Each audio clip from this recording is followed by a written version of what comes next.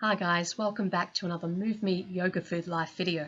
So we're in Bali at the moment running some vegan health and yoga retreats, and we're having a bit of a break in between retreats, which has been great, some downtime. So I've been able to attend some yoga classes that other people are instructing. So I'm actually attending these classes at quite a famous venue. It's a world-renowned venue actually here in Bali. And that's been a great experience to see what works, what doesn't work. Some classes have been good, some classes have been atrocious, some I've wanted to walk out of. So interesting learning a few different things here.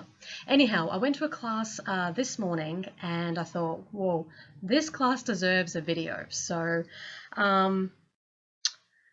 it's not because of what was taught in the class in terms of the asana or the physical postures of yoga. It's what was said by the teacher during the class that inspired me to make this video. So basically, the teacher arrives. He's a male teacher from America who lives and works here in Bali. Everybody gets settled, sits down. He's making small talk with the students. And he starts talking about coffee. And I'm like, oh, this will be interesting. What's he got to say? So he was talking about the fact that he has coffee and he has coffee in the morning to sort of wake up. And then he started to mock people that don't drink coffee. And he did something like, oh, I don't drink coffee, I don't drink coffee. You know, I'm like, what is going on? And what he was inferring is that people who don't drink coffee think they're holier than thou and so clean and pure. And he said, well, I'm a yoga teacher and I drink coffee. As in, well, obviously I'm healthy and I'm on this spiritual path, and so therefore I'm an example of, well, it's okay to drink coffee. So if I'm doing it, then it's okay for you to do it. Which was distressing enough, but then the next thing he said just completely rocked my world. He said something like, so I've been in the States, I was just in Seattle, and you've got to try the half-half. Oh, the cream is just amazing, or the cream's delicious, something like that.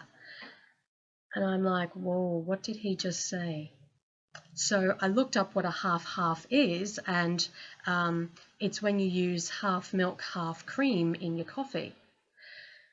So I found this completely distressing because yoga is not about being flexible and reaching your toes and doing all those kind of bendy postures. Yoga means unity, unity between the mind, body, and spirit, but also unity with all life around us. And the very first principle of yoga, the ethical foundation of yoga, is called ahimsa. That's the Sanskrit word for non-violence.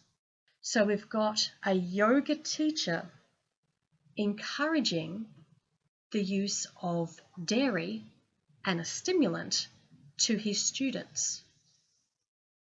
So when a yoga teacher is encouraging the use of animals, either to eat, wear, or use, then they're kind of missing the point. In fact, they are missing the point of what yoga is.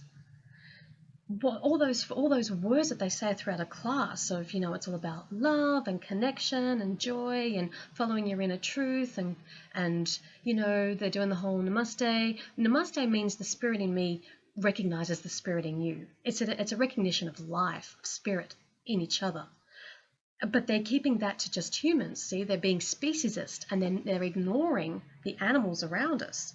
They want to have their little fluffy, happy, feel-good words in the class, but they also want to have their dairy, meat and eggs, or whatever else they're eating. And that just doesn't work. That you can't have those two things. They don't mean anything. They're just empty words.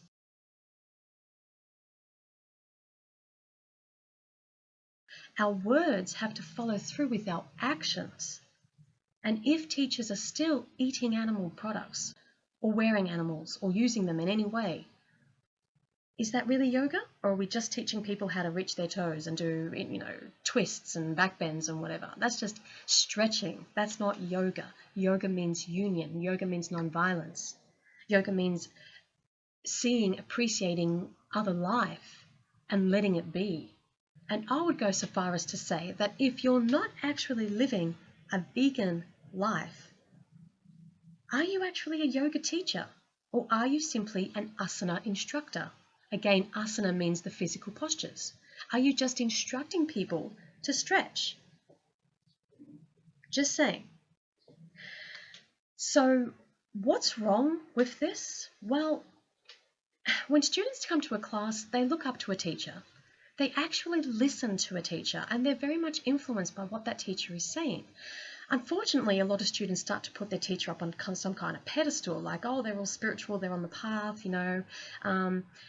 and this becomes dangerous because if, as a yoga teacher, you start letting people know that it's okay to have, a drug, a stimulant to start your day, and it's super okay to throw some cream and dairy into your coffee, then that makes your students think that that's okay to do, and it's not okay to do. And I looked around, and everybody's just like, yeah, oh, wow, this is such a great teacher.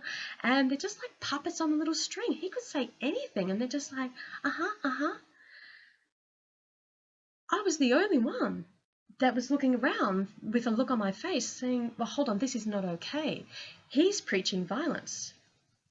He's preaching violence against animals and against people's own health and own bodies and the environment.